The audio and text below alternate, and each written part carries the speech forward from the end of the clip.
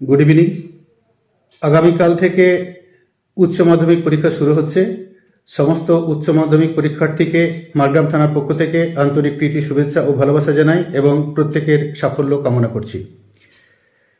গত মাধ্যমিক পরীক্ষায় যে টাইম ছিল এখানে টাইমটা একটু আগে হবে। এখানে আপনাদের 9টা থেকে এন্ট্রি আছে আর 10টা থেকে পরীক্ষা শুরু হবে, 1:15 পর্যন্ত পরীক্ষা চলবে।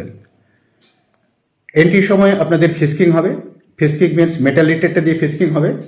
আপনারা যেটা নিয়ে যেতে পারবেন সেটা হচ্ছে ট্রান্সপারেন্ট, যেটা এপার ওপার দেখা যায়, ট্রান্সপারেন্ট পিচবোর্ড, পেন, অ্যাডমিট কার্ড, যেটা গত মাধ্যমিক পরীক্ষায় ছিল সেম ইনস্ট্রাকশন আছে। সেই সঙ্গে সঙ্গে আপনাদের এবারে একটু অ্যালাউ করা হয়েছে ট্রান্সপারেন্ট জলের বোতল, মানে কোনো কিছু কাগজ টাগজ না জড়ানো, পরিষ্কার ফাঁকা যদি জলের বোতল থাকে, যেটা এপার ওপার দেখা যায়, এরকম জলের বোতল হলে পরিষ্কার জল নিয়ে আপনারা যেতে পারবেন।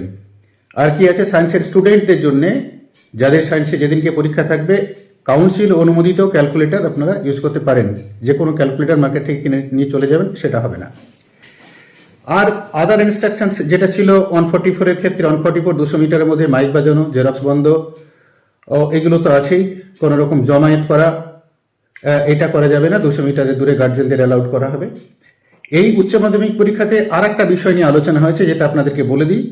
মাধ্যমিক পরীক্ষার সময় লক্ষ্য করা গেছিল যে বাচ্চারা নিজেরাই মোটরসাইকেল চালিয়ে পরীক্ষা কেন্দ্রে যাচ্ছিলেন। সেই ক্ষেত্রে আমার নজরে দুটো পড়েছে। প্রতাপপুর থেকে আমি তাদেরকে টোটো করে আলাদা করে পরীক্ষা দিতে পাঠিয়েছিলাম। তাদের কুড়ুম গ্রামে সম্ভবত সেন্টার ছিল, প্রতাপপুরের ছেলে।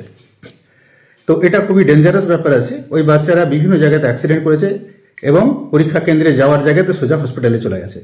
তো আপনার বাচ্চা যেন পরীক্ষা কেন্দ্রে সঠিকভাবে পৌঁছায়, হসপিটালে না যায়, তার জন্য বাচ্চাকে গাড়ি চালাতে দেবেন না। এটা মিটিংয়ে আলোচনা হয়েছে এবং এটা আইন বিরুদ্ধ।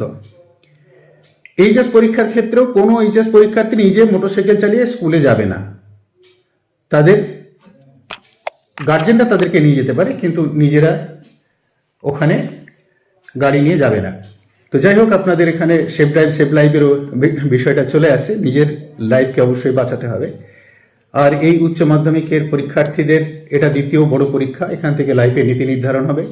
তারা যেন আমাদের দেশের সুনাম করতে পারে এবং তারা নিজের লাইফে স্ট্যাবলিশমেন্ট হয়ে পরিবারের দায়িত্ব নিতে পারে, এই আশা রেখে আমি আজকের এই বক্তব্য শেষ করছি। Thank you.